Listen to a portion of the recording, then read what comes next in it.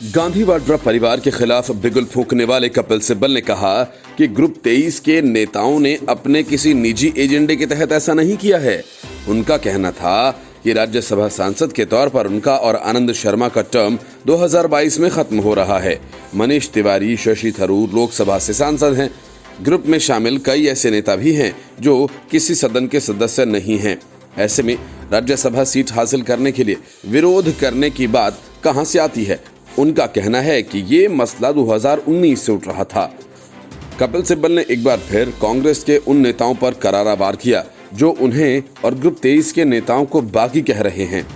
सिब्बल ने कहा कि वे बागी नहीं हैं बल्कि कांग्रेस की विरासत के रक्षक हैं। उन्होंने कहा कि उनके साथ सिर्फ 23 नेता ही नहीं बल्कि पार्टी के कई और नेता भी हैं। उन्होंने कहा कि सोनिया गांधी को लिखे गए पत्र में भले ही ऐसे में राज्यसभा सीट हासिल करने के लिए विरोध करने की बात कहां से आती है? उनका कहना है कि ये मसले 2019 से उठ रहे थे। कपिल सिब्बल ने एक बार फिर कांग्रेस के उन नेताओं पर करारा वार किया जो उन्हें और ग्रुप 23 के नेताओं को बागी कह रहे थे। सिब्बल ने साफ कहा कि वे बागी नहीं बल्कि कांग्रेस की विरासत के रक्षक हैं। उन्होंने कहा कि उनके साथ सिर्फ 23 नेता नहीं है बल्कि पार्टी के कई ऐसे नेता भी हैं। उन्होंने कहा कि सोनिया गांधी को लिखे गए पत्र में भले ही 23 नेताओं के दस्तखत हों, लेकिन पार्टी में ऐसे बहुत सारे लोग हैं जो उनकी बातों से इत्तेफाक रखते हैं। सिब्बल का कहना था कि वो पार्टी के वर्कर हैं। उनका ध्येय सकारात्मक और रचनात्मक तरीके से पार्टी को सशक्त बनाने का है। स्टार कैंपेनर्स के लिस्ट के सवाल पर उनका ये कहना था कि पार्टी उन्हें कोई दायित्व न भी सौंपे तो भी वो इसे मजबूत बनाने का काम अपनी पूरी ऊर्जा से करते रहेंगे। उन्होंने कहा कि कांग्रेस ही एकमात्र ऐसा संगठन है जो राष्ट्रीय स्तर पर बीजेपी का विकल्प बन सकता है।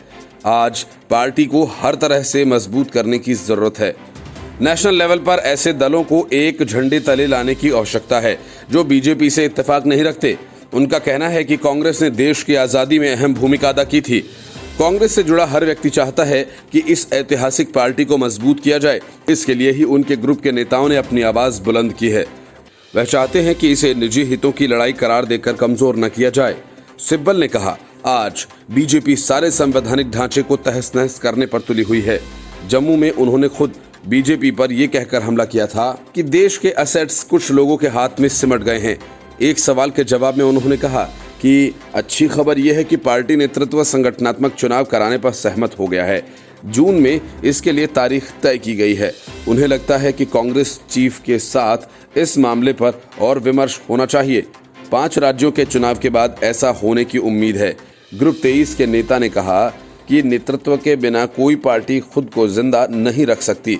संगठनात्मक चुनाव होंगे तो कोई न कोई सशक्त नेता उभर कर सामने आ जाएगा। चुनाव में कौन खड़ा होगा इसका फैसला सामने वाले उम्मीदवार को देखकर किया जाएगा। हालांकि उनका यह भी कहना था कि पार्टी का संविधान हर एक को चुनाव लड़ने की इजाजत देता है। 5 राज्यों के चुनाव पर उनका कहना था कि केरल और असम में कांग्रेस अच्छी स्थिति में है। कुछ राज्यों में पार्टी लंबे समय से लड़ाई से बाहर है। यहाँ किसी सुनामी की उम्मीद नहीं करनी चाहिए। Bureau report, news of India.